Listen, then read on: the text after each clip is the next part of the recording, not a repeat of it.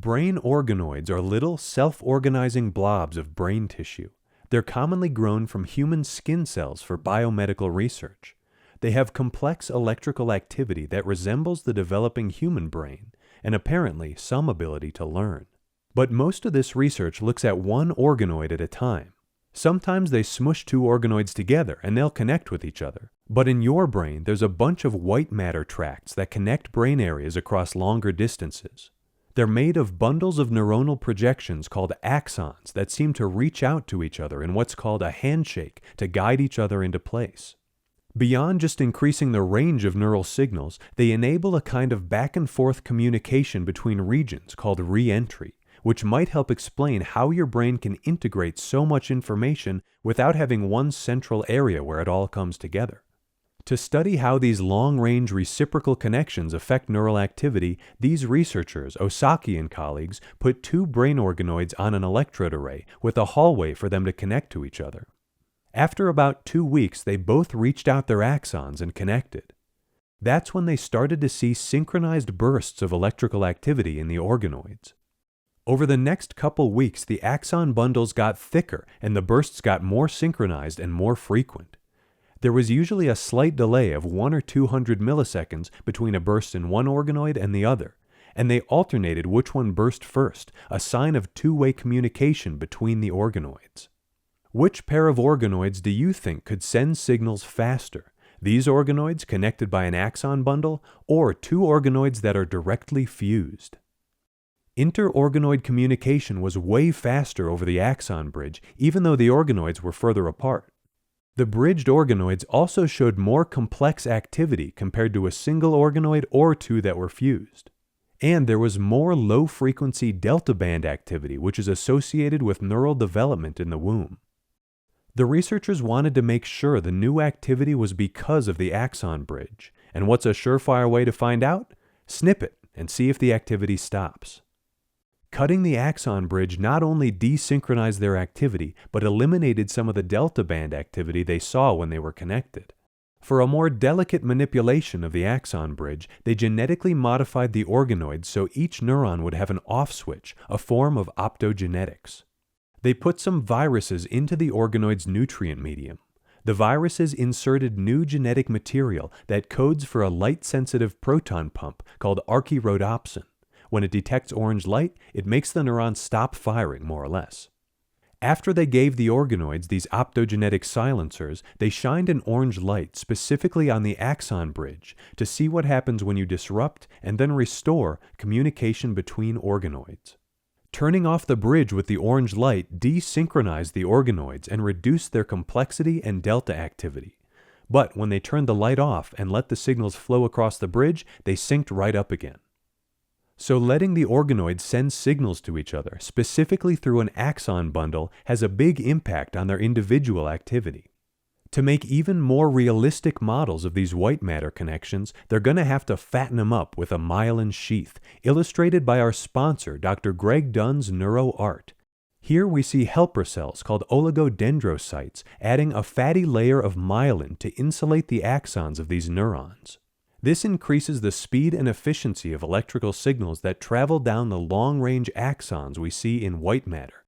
Get 10% off myelination and other brain art in a frame or on a postcard at gregadunn.com with promo code BRAIN. Link in description. Next, Osaki and colleagues wanted to see how their connected organoids would respond to stimulation from outside. They used a different optogenetic modification, a light-sensitive ion channel taken from green algae that makes a neuron fire in response to blue light. It's called channel rhodopsin. Before they flashed the light, the organoids were firing bursts every 2 seconds or so. They stimulated the organoids by flashing the blue light at different frequencies, starting with half a hertz, just a little faster than the natural bursts. Then they boosted it to 1 hertz or 1 flash per second. A minute went by without much effect. But after about 80 seconds, the organoid bursts got faster, matching the frequency of stimulation. This kind of synchronization with a driving input is called entrainment. You and your brain get entrained all the time. For instance, when you're exposed to the driving input of sunlight throughout the day, you sync up to a 24-hour circadian rhythm. But if you lose that input from the sun, you'll fall out of sync. If you live in a cave with no light, you'll drift toward a longer sleep-wake cycle. Even if you're just indoors most of the day and you keep the lights on for a while after dark, like most of us do, you can whack out your cycles. But you can entrain yourself and reset your rhythms with your own optical stimulation by going camping for a weekend where you get bigger fluctuations in light and temperature. Seizures are another example of entrainment, where activity across the brain gets synced up, destroying the complex activity patterns you need for normal brain function. The connected organoids could also be entrained to fire faster than normal with 1 Hz light stimulation. Then the researchers brought the light frequency up to 1.5 Hz, and 80 seconds later it synced up again and made 1.5 Hz bursts. Try saying that at 1.5 Hz. Hertz bursts, Hertz bursts, Hertz bursts. After the stimulation stopped, the organoids stayed at a faster burst rate for a while, but eventually settled back down. This kind of extended change in neural activity suggests that synaptic connections between neurons are temporarily strengthened as a result of the stimulation. That's a kind of neural plasticity called short-term potentiation, STP. In a different pair of connected organoids from a different line of stem cells, the neurons also synced up their firing to the frequency of the light stimulation. But they didn't keep firing after it stopped. So these two pairs of brain organoids, grown from the cells of two different people, had fundamentally different behavior after being stimulated. When I think of somebody else's brain working a little different than mine, I'm picturing different areas being activated, different connections being made, but with neurons that generally work more or less the same as mine.